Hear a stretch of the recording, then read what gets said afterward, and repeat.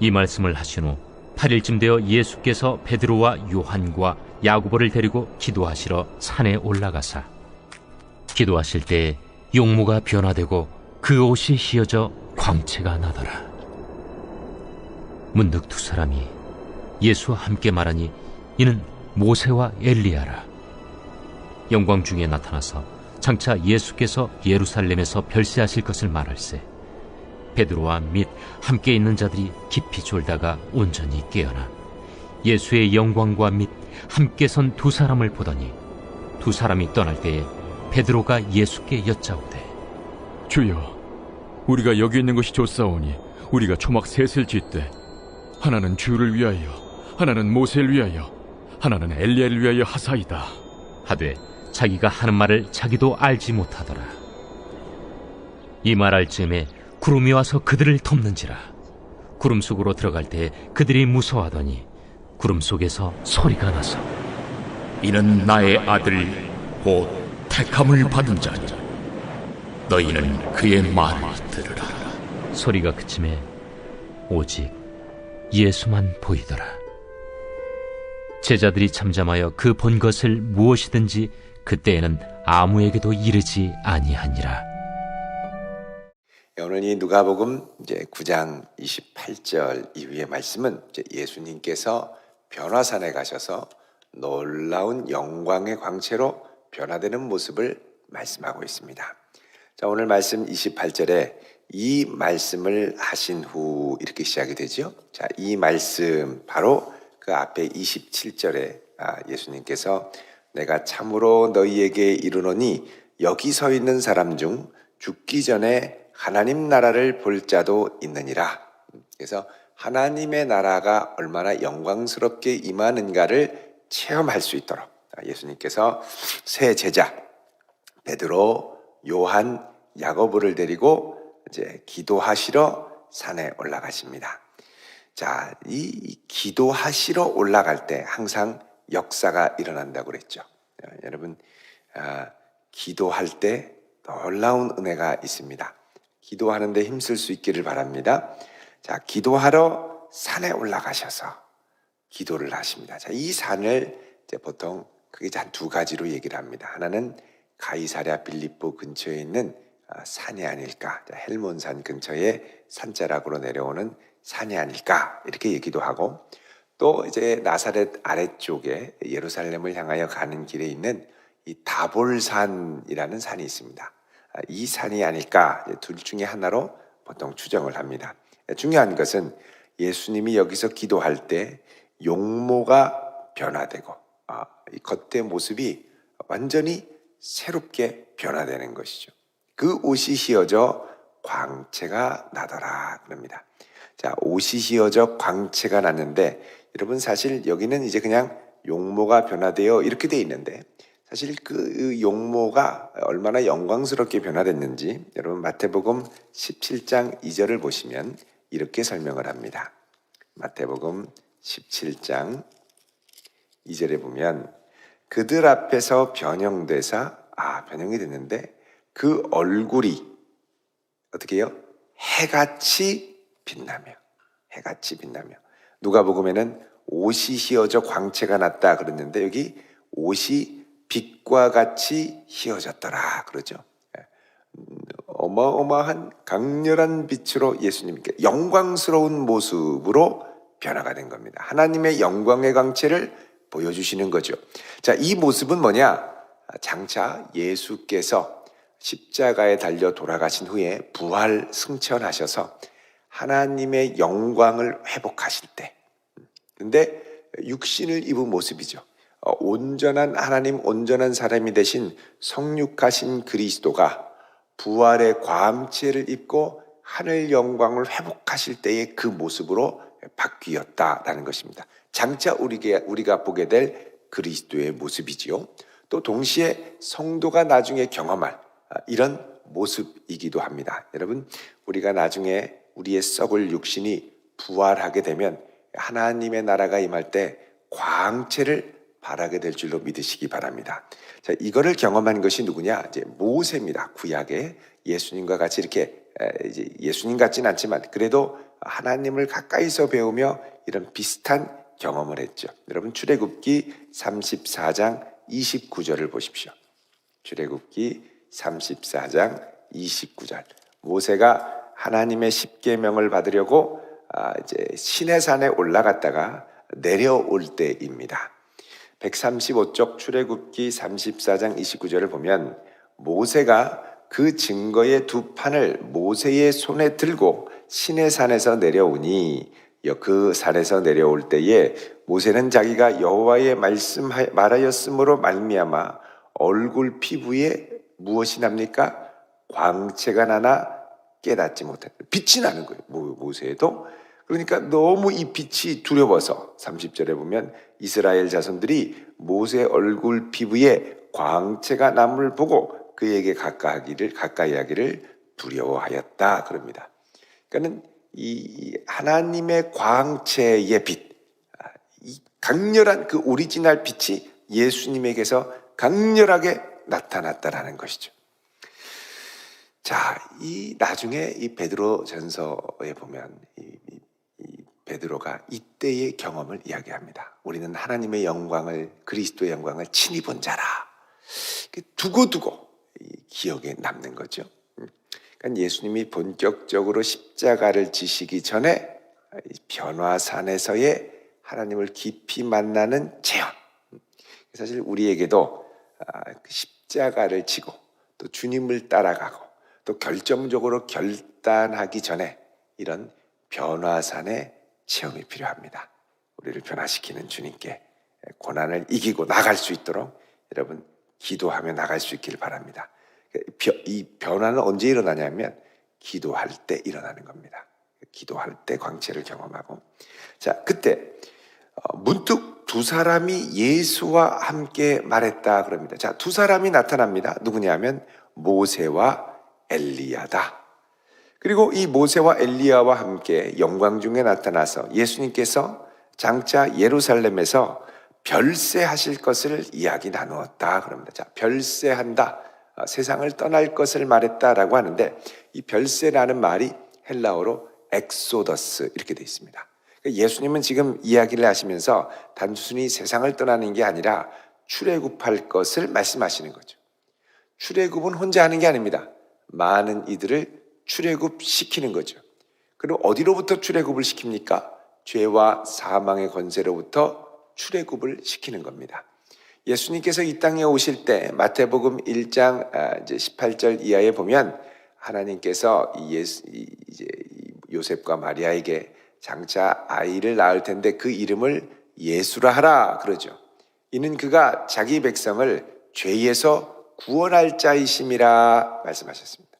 그러니까 죄에서 구원하시는 분 예수. 그러니까 이 죄악으로부터 이 백성들을 출애굽시킬 것을 말씀하셨다는 것입니다. 자, 모세와 엘리야가 왜 하필이면 나타났을까요? 여러분, 모세는 율법서, 토라의 대표자입니다. 그리고 이 모세는 무엇을 예고했냐면 장차 오실 예수 그리스도, 그 예수 그리스도를 뭐라고 그러냐? 나와 같은 선지자가 일어나게 될 거다라고 예언을 했죠. 그러니까 율법의 대표인 모세가 자기와 같은 선지자 예수 그리스도를 예고했다는 겁니다. 그게 신명기 18장 15절에 대표적으로 나와 있죠. 자, 여러분 신명기 보십시오. 18장 15절에 내 하나님 여호와께서 너희 가운데 내 형제 중에서 너를 위하여 나와 같은 선지자 하나를 일으키시리니 너희는 그의 말을 들을지니라 그럽니다. 근데 여러분, 예수님의 제자들이 예수님을 만나고 이제 처음 들었던 생각이 뭐냐면, 여러분 요한복음 1장 보시면요, 1장 45절 보십시오. 요한복음 1장 45절.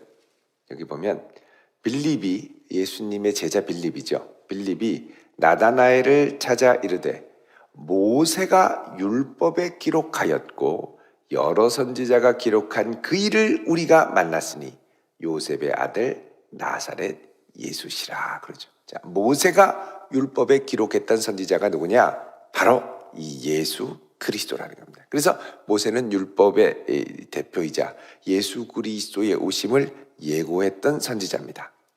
또 엘리야가 나타나죠. 여러분, 엘리야는 왜 또 엘리야냐?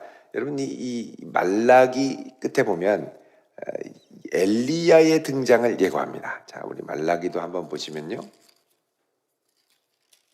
4장 5절에 보라, 여호와의 크고 두려운 날이 이르기 전에 내가 선지자 누구를요? 엘리야를 너희에게 보내겠다. 자, 이 엘리야는 예수 그리스도의 오심을 예비했던 세례 요한을 가리키죠. 그러니까 예수 그리스도의 오심, 그리고 그 오심을 맞이하기 위해 세례 요한의 옴을 예고했던 바로 엘리야. 그러니까 하나님의 구속사의 시작과 완성을 예고했던 구약의 선지자이고, 또 이 엘리야는 선지자들의 대표입니다.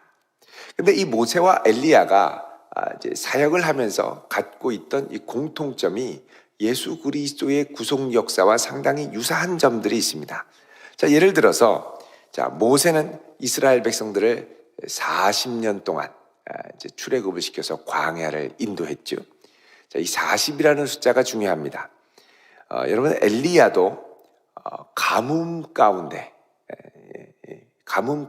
이스라엘을 고생하다가 이제 하나님의 부르심을 받고 40주야를 걸어서 뛰어서 하나님의 산 호렙에 등장합니다. 모세는 하나님의 영광을 친히 배웠죠. 하나님이 이렇게 딱 가리고. 그런데 이 호렙산에서 엘리야도 불 가운데 나타나고 세미한 음성 가운데 나타나고 지진 가운데 나타나고 바람 가운데 나타나신 하나님을 친히 호렙산에서 봤던 사람입니다. 하나님의 영광을 본 거예요. 그러니까 이 하나님의 영광을 봤던 두 선지자들이 예수 그리스도의 영광 가운데 나타난 것이죠. 그러니까 이들은 어쩌면 그 가운데 예수 그리스도를 만났을 수도 있습니다. 이 놀라운 은혜의 체험 가운데 무엇을 이제 얘기하느냐? 출애굽의 역사에 대해서 이야기를 합니다. 자, 이거 보면 출애굽은 하늘의 비상 관심입니다. 최우선 관심. 하늘의 대표자들이 이 땅에 와서 예수님과 이 출애굽을 의논하는 거죠. 그러니까 여러분, 우리의 걸음걸음이 하나님의 관심이 되는 줄로 믿습니다. 하나님이 관심을 보시고 기다리시고 성령이 함께 하시죠. 자, 이런 은혜의 놀라운 역사를 이루는데, 자, 32절에 베드로와 및 함께 있는 제자들은 뭐 합니까? 좁니다. 이렇게 중요한 역사가 일어나는데 졸아요. 자기 관심사가 아니죠. 지금 예수님 십자가 지시려고 이제 출애굽시키려고 진지하게 기도하며 이 사명 감당하게 해달라고 기도하고, 또 하늘의 대표 사신으로 온 율법과 선지자의 두 대표가 와가지고 출애굽을 얘기하고 이게 어떻게 구속사가 성취되느냐를 이야기를 하는데 졸아요. 그러다가 깨났습니다. 아이고, 이게 웬일입니까? 모세도 있고 엘리야도 있고 예수님이 영광스럽게 변화가 됐죠. 충격을 받았습니다. 화들짝 놀랐겠죠. 근데 이제 그때 두 사람이 이야기를 하고 떠나갑니다. 다시 천상으로 올라가는데 이때 베드로가 보고 얘기합니다. 주여, 우리가 여기 있는 것이 좋사오니. 너무 황홀하거든요. 우리가 초막 셋을 줄 때 하나는 주를 위해, 하나는 모세를 위해, 하나는 엘리야를 위해 합시다. 자기가 하는 말도 알지 못하더라 그러죠. 자, 초막을 짓는다는 건 광야 생활과 같이 이곳에 임시 처소를 두고 여기서 있읍시다, 이렇게 얘기를 합니다. 여러분, 광야에 초막을 지으면 물론 그곳에 하나님의 영광이 임하고 그게 이제 성막의 원형이었습니다만, 그러나 이 하나님의 영광은 장차 우리가 천국에 갈 때 이루어지겠죠. 이제 베드로와 이제 야고보와 요한, 요 세 사람은 어떻게든 지금 본 황홀한 하나님의 임재, 하나님의 영광을, 예수님의 영광을 내 범위 안에 가두어두려고 하죠. 졸다가 겨우 정신 차리고. 그러나 하나님의 영광은 우리의 뜻대로 갖춰질 수도 없고 제한될 수도 없는 겁니다. 자, 이때 34절에 구름이 와서 이들을 덮습니다. 그리고 구름 속으로 들어가죠. 이게 마치고 신의 산에서 하나님의 영광이 구름 가운데 임하는 것과 같습니다. 너무나도 놀랍고 위험 있는 장면이죠. 자, 이 구름 가운데 모세는 하나님과 계약을 맺고, 그리고 어떻게 합니까? 하나님과 계약을 맺고 십계명 돌판을 받아오죠. 자, 이때 예수님은 구름 가운데 들어가셔서 새 언약을 완성하기 위한 하나님의 사명과 확언을 다시 한번 듣게 됩니다. 그건 뭐냐? 이는 나의 아들 곧 택함을 받은 자니 너희는 그의 말을 들으라. 자, 예수님이 하나님의 택함 받은 자다. 다른 복음서에는 내 사랑하는 아들이고 기뻐하는 자다. 자, 이제 예수님이 십자가를 지고 가실 때는 얼마나 많은 고난이 있고 얼마나 많은 어려움이 있겠습니까? 이 앞에 사람은 끊임없이 흔들리게 되어 있고 흔들릴 수밖에 없지요. 끊임없이 흔들리는 이 가운데 내 중심을 잡아주는 분명한 하나님의 말씀, 내 사랑하는 자, 내 기뻐하는 자, 하나님의 택함 받은 자다라고 하는 말씀입니다. 이게 확실하면 어떤 일이 있어도 흔들리지 않습니다. 특별히 여기 나의 아들 곧 택함을 받은 자다라고 하는 건 이사야 42장 1절의 말씀을 반영합니다. 여러분 한번 잠깐 보시겠습니다. 이사야 42장 1절에 보시면요,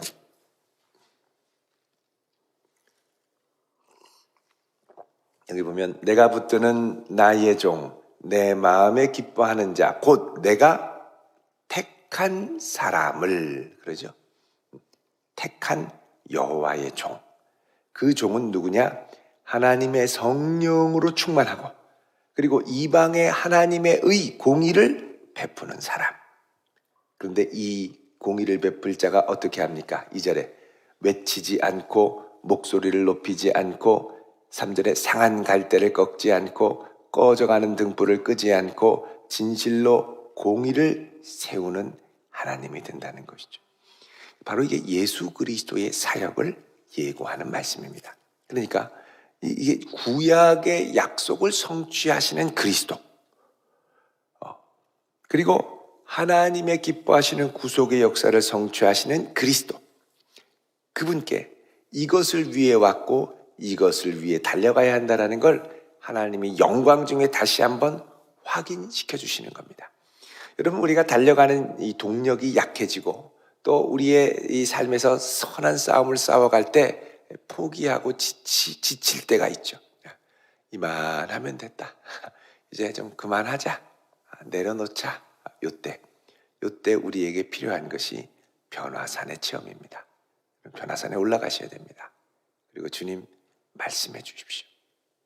내 사랑하는 자, 내 기뻐하는 자, 내 택한 종이라고 하시는 하나님의 음성을 붙들고 주여 끝까지 이 사명을 주님의 뜻이 이루어질 때까지 달려가게 하옵소서.